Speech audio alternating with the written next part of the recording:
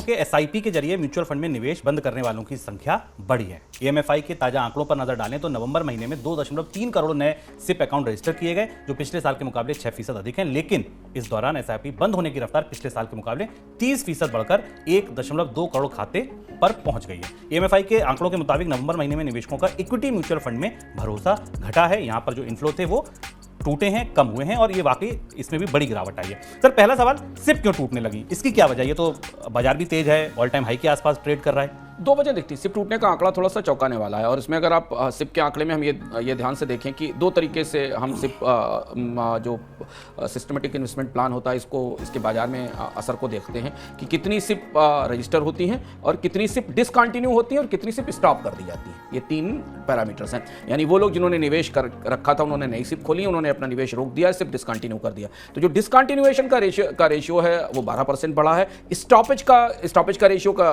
करीब 2% के आसपास बढ़ा है। और सबसे बड़ी चीज यह है कि लोग बाजार से वापस निकल रहे हैं।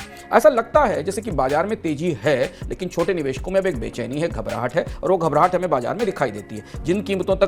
जहां तक कीमतें पहुंच चुकी हैं वहां उसके बाद अब बड़ी मुनाफा वसूली छोटे निवेशक भी कर रहे हैं, बड़े निवेशक नहीं कर रहे हैं, क्योंकि अंततः जो मैक्रो पिक्चर है, अर्थव्यवस्था में सुस्ती, गिरावट, ट्रेड में गिरावट, जो डिमांड में कमी, ये सारी खबरें तैर कर लोगों के पास तक हैं, मौजूद है। और इसलिए हमें म्यूचुअल फंड में सिप में के क्लोजर की संख्या चौंकाने वाले ढंग से बढ़ती दिखाई देती है।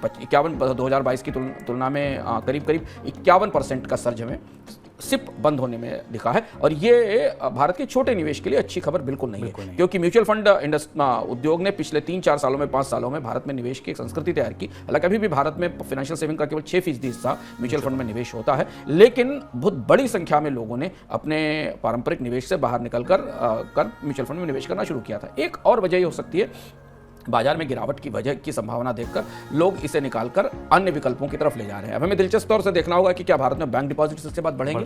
एफडी की में अगले 2-3 महीनों में पता चलेगा कि यह निकला हुआ पैसा बैंक डिपॉजिट्स में जा रहा है, या हमें यह भी देखना होगा कि यह पैसा क्या प्रॉपर्टी, गोल्ड या किसी दूसरी एसेट में जा रहा है, या ये फिर विशुद्ध रूप से लोग अपनी बचतें तोड़ रहे हैं खर्च के लिए, कंजम्पशन के लिए, क्योंकि उनकी इनकम नहीं बढ़ रही। ये 3 चीजें हमें आने वाले आंकड़ों में दिखाई देंगी।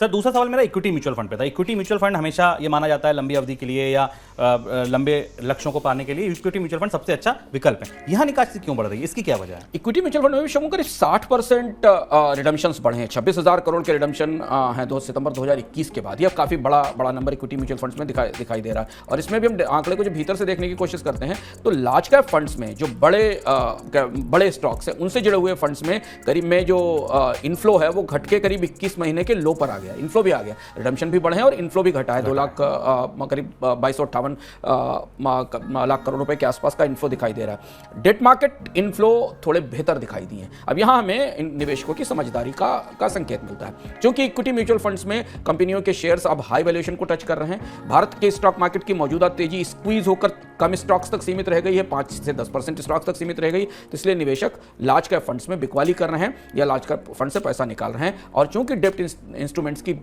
का दौर थोड़ा बेहतर आने वाला है, ब्याज दरों में बढ़ोतरी है, महंगाई की संभावना है, इसलिए पैसा वहां पर निवेश हो रहा है। पर इसमें एक और दिलचस्प चीज है जो आंकड़े बताते हैं कि मिड कैप और स्मॉल कैप फंड जो है इक्विटी म्यूचुअल फंड निवेशकों की नई चॉइस है।